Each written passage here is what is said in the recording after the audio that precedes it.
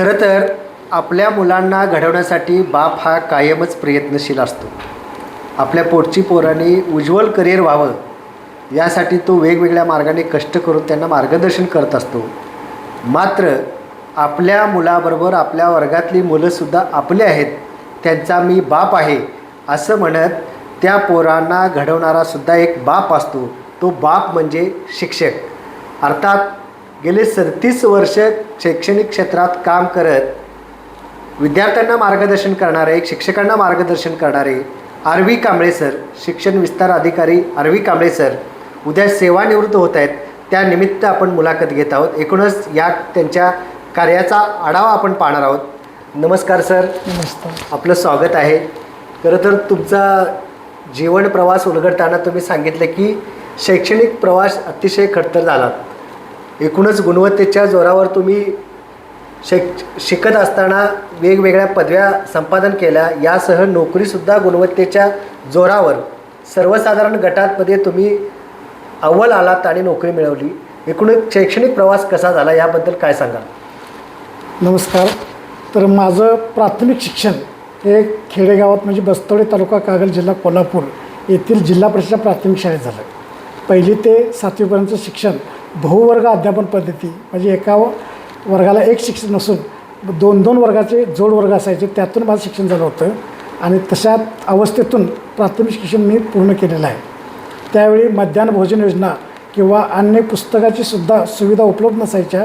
एखादी वही किंवा जुन्या वहीतली पानं काढून वही घेऊन असं शिक्षण आम्ही पूर्ण केलेलं आहे. बस्तवडे तालुका कागल या ठिकाणी प्राथमिक शिक्षण होतं. खरं तर गावात शिक्षण नसल्यावर बाहेर गावी जाऊन शिक्षण घेताना काय कष्ट करावं लागतं हे त्या विद्यार्थ्यांनाच माहीत. सर, तिथं तुमचं प्राथमिक शिक्षण झाल्यानंतर बाहेर कुठे गेला आणि तिथून तुमचा D.Ed पर्यंतचा प्रवास कसा झाला? माझे वडील माजी सैनिक असल्यामुळं सैनिकी मुलांचे वसतिगृह पन्हाळा इथं पन्हाळा विद्यामंदिर पन्हाळामध्ये 8वी 9वी 10वी या 3 वर्गाचा अभ्यासक्रम मला तिथं शिकायला मिळाला आणि मी मन लावून शिकलो आणि तिथंही माझी शैक्षणिक प्रगती झाली. त्या अनुषंगानं मला माजी सैनिकाचा मुलगा म्हणून D.Edला प्रवेश मिळाला. D.Ed मी 2 वर्ष अगदी कष्टानं केलं. कारण कोल्हापुरात राहण्याची परिस्थिती आणि आमच्या कुटुंबाची संख्या जास्त असल्यामुळं वडिलांच्या पेन्शनमध्ये बसत नव्हतं, पण मोलमजुरी कष्ट करून सुट्टीच्या दिवशी असं ते D.Ed पूर्ण केलं. आणि तदनंतर जानेवारी 17, 1990मध्ये मी प्राथमिक शिक्षण म्हणून जॉईन झालो. नक्कीच. खरं तर वडील माजी सैनिक असतानासुद्धा एकत्रित कुटुंब असल्यामुळे त्यावेळची पेन्शन सर्व कुटुंबांना पुरत नव्हती. अर्थात तुम्ही कमवा शिका आणि कष्ट करत D.Edचं शिक्षण पूर्ण केलं. नोकरीचा प्रवास कशी सुरुवात झाली याबद्दल काय सांगाल? 17 जानेवारी 1990ला मला कोल्हापूर जिल्हा परिषदेमधून कागल तालुका मिळाला. कागल तालुक्यातून मला म्हाकवं आमच्या गावापासून एक 5 किलोमीटर अंतर होतं. तिथं मला 5 वर्षे काम चांगली करायची संधी मिळाली. विद्यार्थ्यांचं हित, सर्वांगीण विकास होणं, गोरगरिबाची मुलं शिकली पाहिजेत, अप्रगत विद्यार्थी राहता कामा नयेत आणि प्रज्ञावंत विद्यार्थ्यांची प्रज्ञा जोपासणं हे अतिशय प्रामाणिकपणे काम केलं. त्यामुळं तिथून माझी बदली 1995ला कुमार चिखली येथे झाली. कुमार चिखली येथे सुद्धा मला एक अधिकारी व्हायचं ध्येय होतं. त्यावेळी माझं शिक्षण हे मी M.A. B.Ed M.Ed आणि D.SN हे नोकरी करत पूर्ण केलं. आणि तिथून की मला अधिकारी बनायचं आहे त्या अनुषंगानं 1ली ते 7वीपर्यंतचे सर्व वर्ग, सर्व विषय शिकवत असताना काही अडचणी येतात किंवा समस्या येतात याचं कृती संशोधन मी ज्या त्यावेळी केलेलं आहे. आणि त्याचा परिणाम म्हणून मला डाएटच्या अधिवेकातीची परीक्षा मी पास झालो होतो, पण तोंडीत मला ते बसलं नाही. पण मी ह्या विस्ताराधिक पदाला सर्वसाधारण गटातून म्हणजे खुल्या गटातून माझी निवड झाली. आणि ती निवड झाल्यानंतर मी सार्थकपणे विस्तारातून पहिल्यांदा निवड माझी ही 32 शिराळा या तालुक्यामध्ये झालेली आहे. नक्कीच. विस्तार अधिकारी म्हणून, गट शिक्षण अधिकारी म्हणून तुमची नियुक्ती झाली. शिक्षकांचे प्रश्न सोडत असताना त्यांना कसे सामोरे गेलात तुम्ही? मुळात शिक्षक ते डोंगर भाग असल्यामुळं तिथं वेळेवर जाणं गरजेचं होतं. त्यांच्या लोकप्रतिनिधी त्यांचे की विद्यार्थ्याचा सर्वांगीण विकास होण्यासाठी शाळेवर वेळेत जाणं याबाबतीत कटाक्ष होता. आणि जास्तीत जास्त अप्रगत विद्यार्थ्यांचा प्रगती करण्यासाठी जाणीवपूर्वक मी लक्ष दिलं होतं. आणि तिथेही मी चांगल्या पद्धतीनं काम 32 शहरामध्ये केलं. दुर्गम होता, पण मी माझी स्वतःची गाडी आणि स्वतःचा डबा घेऊन मी तिथे जात होतो. करवीर तालुक्यात शिक्षणाधिकारी म्हणून काम करत असताना सुद्धा तुम्हाला अनेक राजकीय लोकांचा सहवास लाभला. अनेक शिक्षक प्रश्न घेऊन येते, त्याबद्दल काय सांगाल?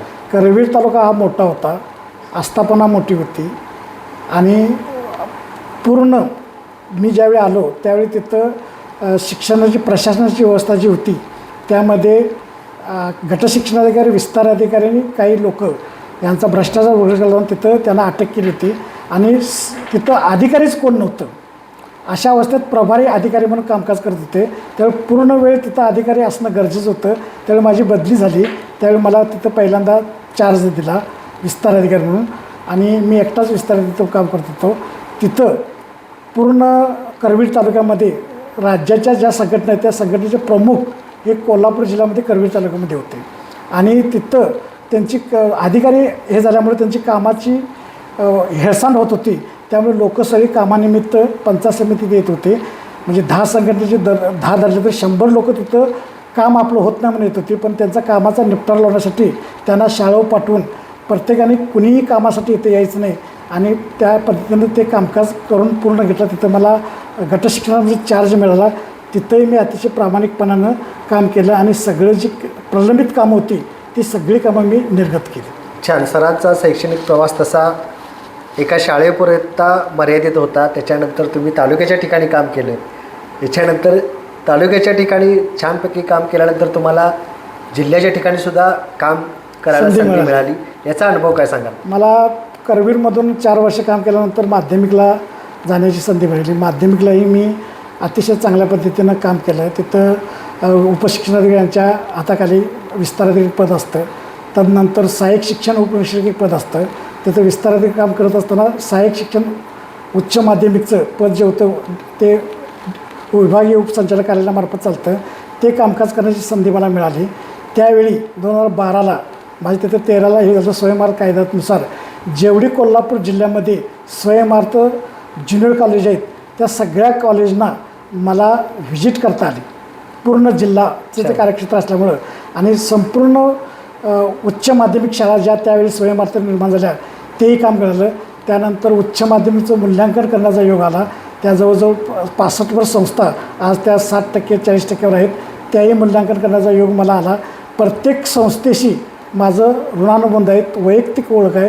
कोल्हापूर जिल्ह्यामध्ये एक अशी शाळा नाही की मला तिथं कोण ओळखत नाही किंवा माझं तिथं संपर्क नाही किंवा त्यांचा माझ्याशी संपर्क नाही. पूर्ण कोल्हापूर जिल्हा माध्यमिक, उच्च माध्यमिक सर्व शाळेचे मुख्याध्यापक, संस्थापक हे मला जवळून ओळखतात आणि त्यांचं मी समन्वयानं चांगलं काम केलेलं आहे. जिल्ह्याच्या ठिकाणी काम करत असताना सुद्धा तुम्ही खूप उत्स्फूर्तपणे छान काम केलेलं आहे. खरं तर एक शिक्षक आपल्या मुलांच्यासह वर्गातल्या मुलांच्याकडे लक्ष तर देतोच, पण त्याच्या डोक्यात कायम शिक्षण हा विषय भिनलेला असतो. अर्थात सरांच्या एक गोष्ट लक्षात आली की सर तुम्ही नोकरदार होतात, तुम्हाला वाटत असतं तर तुमची पत्नी बसूनसुद्धा ती उदरनिर्वाह किंवा गृहिणी म्हणूनसुद्धा राहिली असती. मात्र शिक्षकी पेशा तुमच्यामधला जिवंत राहिला आणि तुम्ही मॅडमनंसुद्धा खूप छान पद्धतीनं शिक्षणाला प्रोत्साहन दिलं, घरातून बाहेर काढलं. आणि इतकंच नाही, संसार सांभाळत त्यांना शिक्षण दिलं आणि त्यांनीसुद्धा सरांच्या मार्गदर्शनानुसार जिद्दीनं स्पर्धा परीक्षेत यश मिळून आज त्या शासकीय सेवेत कार्यरत आहेत. तर काय सांगाल ह्या प्रवासाबद्दल काय सांगाल? तसं 1996ला माझं फेब्रुवारीला लग्न झालं. त्यावेळी ते मिसेसचं माझं शिक्षण 1 वर्ष थांबवलंच होतं लग्न करायचं म्हणून. पण माझ्या सहवासानंतर मी विचारलं तिला की तू पुढं शिक्षण घेणार काय? तर काय समस्या तिने सांगितल्या. त्या समस्याचं निराकरण केलं आणि तिला शिक्षणाला प्रवृत्ती केलं. शाळा बाह्य होती ती 1 वर्षभर. त्यामुळं गावात जेवढी शाळा होती तेवढीच ती शिकली होती, पुढं शिक्षण घेतलं नव्हतं. बहिस्थ विद्यार्थी म्हणून तिची नोंदणी केली आणि BA झालं त्याचं, MA झालं, MLib झालं, BLib झालं आणि ती मी साहेब झाल्यानंतर एका BEd कॉलेजवर ग्रंथपाल म्हणून काम करते. त्यातूनच ती मला स्पर्धा परीक्षेसाठी मदत करत होती. माझ्याकडे वर्तमानपत्र 2-3 येत होती. त्यातली वर्तमानपत्राचं कात्रण कसं करायचं हे तिला मी ज्ञान देतं आणि ते कात्रण करायचं कसं त्याच्यावेळी ती शिकत होती, वाचत होती. आणि त्यावेळी तिचा इच्छा निर्माण झाली की मी नोकरी करू शकतो आणि मी स्पर्धा परीक्षा देतो. आणि जिल्हा परिषद त्यावेळी तिने स्पर्धा परीक्षा दिली. त्यानंतर तिचा एक प्रश्न फक्त चुकला आणि त्यावर तिची संधी हुकली. तदनंतर तिनं महसूल खात्याची शासकीय परीक्षा अगदी जनरलमधनं सुद्धा तिनं म्हणजे खुल्या प्रकारे तिची निवड झाली. आज ती अव्वल कारकून हा तहसीलदार कार्यालय हातकणंगले इथं कार्यरत आहे. अर्थात पत्नीनं मॅडमना तुम्ही शिक्षण दिलं, स्पर्धा परीक्षेत यशसुद्धा मिळवलेलं आहे. दुसरी एक आनंदाची गोष्ट, सरांची मुलगीसुद्धा नुकतीच स्पर्धा परीक्षेत तिनं यश मिळवलेलं आहे. मुलांच्याबद्दल काय सांगाल? माझी दोन्ही मुलं पोस्ट ग्रॅज्युएट आहेत, उच्च विभूषित आहेत. मुलगी पहिली माझी ती बी फार्मसी, त्यानंतर MA इकॉनॉमिक्स, म्हणजे आपले मॅनेजमेंटचा कोर्स तोही तिनं केलेला आहे. आणि तिची निवड औषध निर्माता अधिकारी म्हणून वेटिंग लिस्टला 2 नंबरला आहे. कोल्हापूर जिल्हा परिषदला वरिष्ठ लेखा या पदावर तिची 1 नंबरला वेटिंग लिस्टला नाव आहे. आणि अलीकडंच म्हणजे आता 21 तारखेला मेच्या की ती पुणे जिल्हा परिषदला कनिष्ठ सहाय्यक म्हणून जॉईन झालेलं आहे. तिला नियुक्त केलेलं आहे. म्हणजे मी 31 मेला रिटायर झालो, तत्पूर्वी ती 21 मेला 10 दिवसापूर्वी तिची नियुक्ती झालेली आहे पुणे जिल्हा परिषदेला. आणि मुलगाही BE आहे, BCom इंग्रजी माध्यमातून आहे. त्यानंतर त्याचा मॅनेजमेंटचा कोर्स झालेला आहे आणि तोही स्पर्धा परीक्षेत तो 2 वेळा NDAच्या मुलाखतीतून बाहेर आलेला आहे, UPSCच्या परीक्षेतून.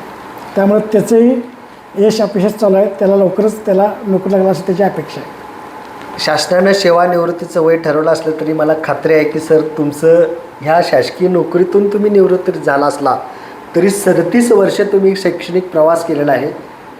या प्रवासानंतर उर्वरित आयुष्य कशासाठी घालवणार, याबद्दल काय सांगाल? काय नाही, मुळातच आम्ही ग्रामीण भागातून सर्वसामान्य जनतेची चळवळी करणे किंवा रिपब्लिकन पार्टी ऑफ इंडियामध्ये सदस्य होतो, सक्रिय होतो. कारण समाजसेवा होती, राजकारण होतं. त्यामुळे आता इथून पुढंसुद्धा जे ग्रामीण भागातील जनता आहे त्यांचं काय प्रश्न असतील किंवा काय समस्या असतील किंवा शिक्षणसुद्धा आपण एवढा गाढा अभ्यास केला आहे, त्यामध्ये सुद्धा काही गरज वाटली तर त्याही आपण मी मदत करू शकतो आहे. आज मी जिल्हा परिषदेमध्ये सगळी म्हणजे पूर्ण सेवा माझी अधिकारी म्हणून गेले असल्यानं पूर्ण प्रशासकीय ज्ञान असल्यामुळं तिथंही मला संस्था काही मला माझ्या बुद्धीचा वापर करण्यासाठी इच्छुक आहेत. त्या पद्धतीने मी तसा प्रयत्न करत आहे. नक्कीच सरांनी हा नोकरीचा कालावधी असतानासुद्धा सरांच्यामध्ये एक पिंड होता, तो सामाजिक चळवळीचा. आणि तुम्ही अधिकारी असताना किंवा शिक्षक असतानासुद्धा अनेक विद्यार्थ्यांना मदत केलेली आहे, अनेक चळवळींना मदत केलेली आहे. सेवानिवृत्तीनंतरसुद्धा ज्या समाजापासून तुमची निर्मिती झाली, तुम्हाला योगदान मिळालं, ज्या समाजामुळे तुम्ही हे इतकं काही स्थापन केलेलं आहे किंवा इतकं यश मिळालं आहे, त्या समाजासाठी सुद्धा काहीतरी देणं लागतं. म्हणून तुम्ही चळवळीतसुद्धा क्रियाशील राहणार किंवा एखाद्या संस्थेमध्ये सुद्धा काम करणार असं बोलून दाखवलं. एकूणच सर, सेवानिवृत्तीनंतर तुमचं आयुष्य निरोगी राहावं हीच आमची इच्छा. धन्यवाद. धन्यवाद.